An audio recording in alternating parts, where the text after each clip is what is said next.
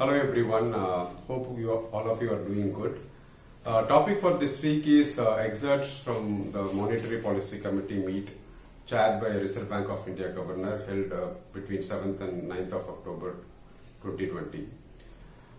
In the previous videos I have basically given a background or history about MPC committee, what is the structure and what is the expected deliverables.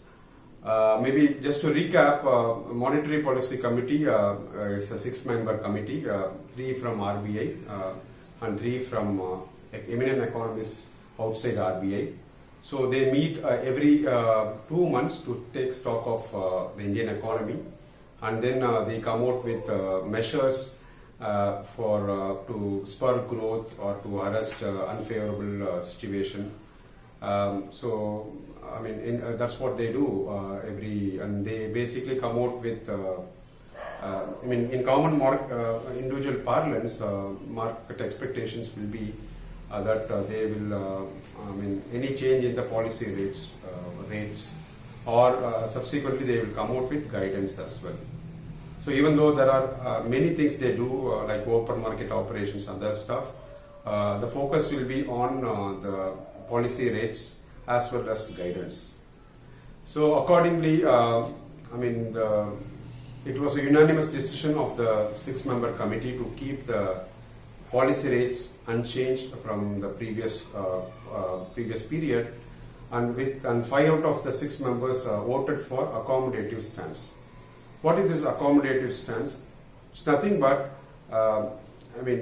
we know that even the market did not expect reduction in interest policy rates, for the simple reason that in the month of July, August, our inflation has gone up to 6.7%. So there is no expectation from the market. But accommodative stance means when the situations turn favorable, then RBI will look into other measures, including reduction in policy rates, so that to spur economic growth. So this is the decision that has been taken as part of October meet. The next meet is scheduled for December 2020. So as you know, RBI at their disposal will have quite a plethora of data points to arrive at an informed decision, and also they will have a futuristic view of macroeconomic factors. Broadly, they will be looking at factors like macroeconomic scenario, both domestic as well as global. The inflation prevailing or prevailed in the recent future, and what is their projected inflation target. And basically they look at how the individual sectors are performing: manufacturing, services, agriculture. They look at data like what is the monsoon data, and they also look at information like what are the demand and supply factors. They look at data like how is the financial markets doing, what are the liquidity levels within the banking industry. Other factors like extraneous factors like COVID is one such thing. And also what is happening in globally, other geopolitical factors. They basically include all these factors in the decision making. Let us look at some of the. This time what they have done is they basically done a comparison between pre-COVID level, and because after the unlockdown, some of the economic activities have started. So they basically compared what was at the pre-COVID level as well as what is the current scenario. So first and foremost, the factors they looked into was the crude oil prices. Typically, one of the reasons for the higher inflation in August is crude price as well as the food inflation. So typically in March, the crude prices for the Indian markets was somewhere around $35 per barrel. And we know that after the global lockdown, it has plummeted to $17 per barrel, and then subsequently it raised to around $45 per barrel in September. and in the first week of October it has softened to $40.9 per barrel. So the legitimate question in every Indian's mind is when the crude prices are coming down, why it is not getting reflected in the petrol and diesel prices which we shell out, which is very legitimate.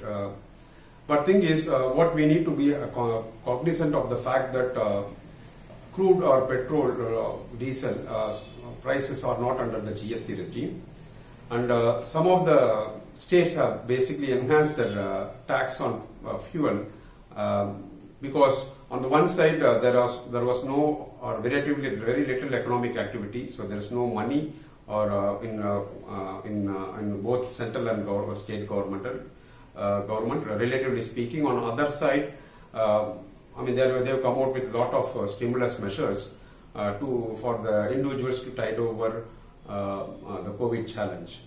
So that's the reason, I mean, we need to live with that because this is the reality. So other factors are basically the exchange rate. So the exchange rate, US INR exchange rate was hovering around 75 in the pre-COVID level. Now it is around 73.6 rupees per INR, which is a relatively comparable situation.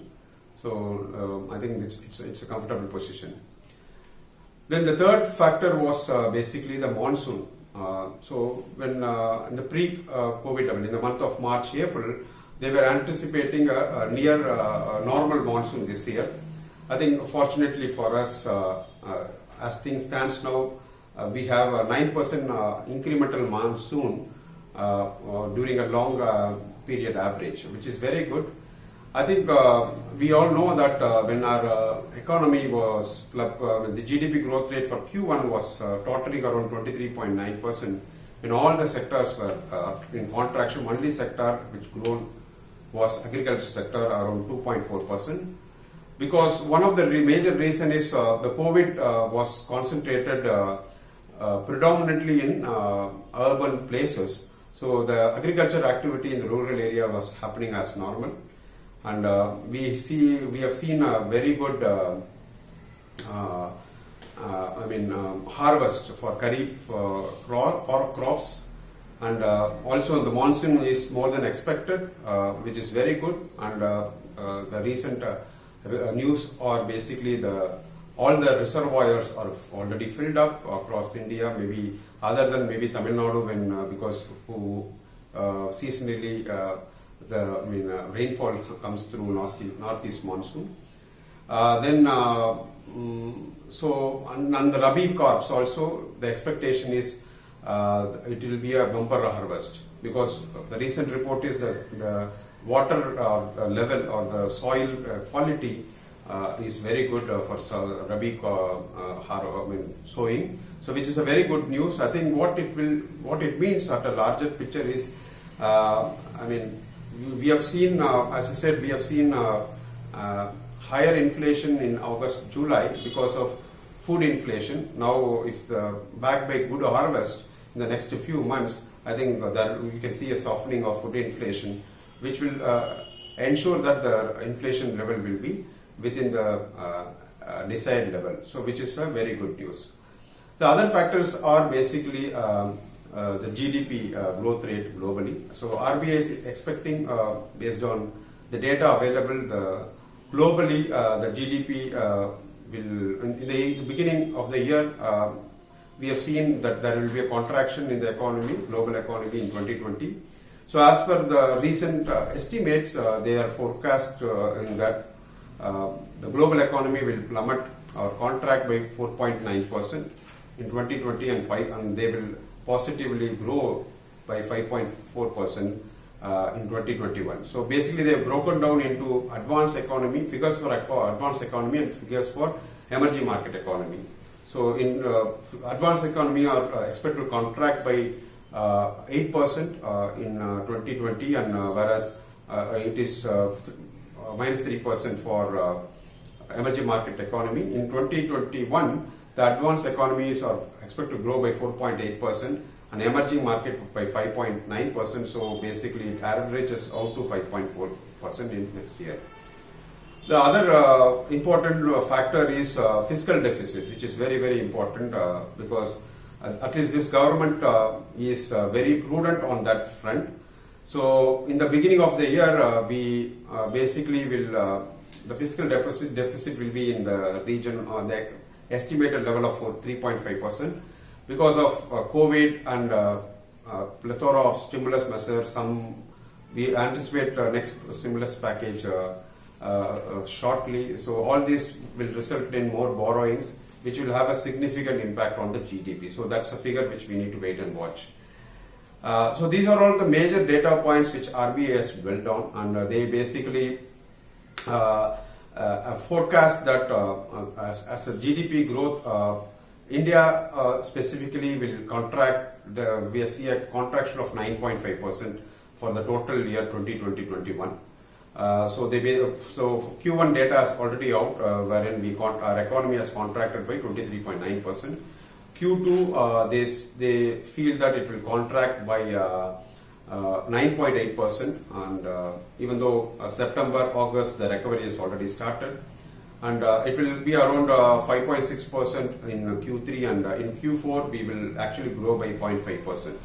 So that's the breakup they have given. And inflation specifically for Q2, they are targeting inflation at around 6.8%, obviously, which is more than the desired level of 6%, 2 to 6% range.